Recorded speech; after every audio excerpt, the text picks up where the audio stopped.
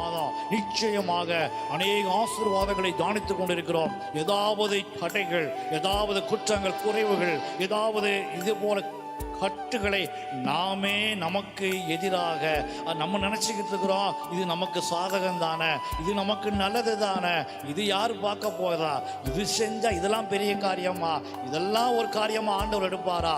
இல்லை சகோதரனே, இல்லை சகோதரி, இல்லை கணக்கன்பானே, இதுதான் உங்களுடைய வியாபாரத்துக்கு, உங்களுடைய தொழிலுக்கு, வாழ்க்கைக்கு, திருமண காரியத்துக்கு மிகப்பெரிய தடையாக இருக்கிறது. ஆண்டவருக்கு வேண்டாதது உங்களுக்கு வேண்டாம். தூக்கி அடிங்க பாபிலோனின் ஷால்வையை, அந்த வெள்ளிய பொண்ணை தூக்கி போட்டீங்கன்னா, பூண்டு கட்டுகளை உடைச்சிட்டீங்கன்னா, எரிகோ இல்லை, ஆயி இல்லை, எந்த எதிரான காரியமும் நம்மை ஜெயிக்க முடியாது. கையத்தை சொல்லுவோமா?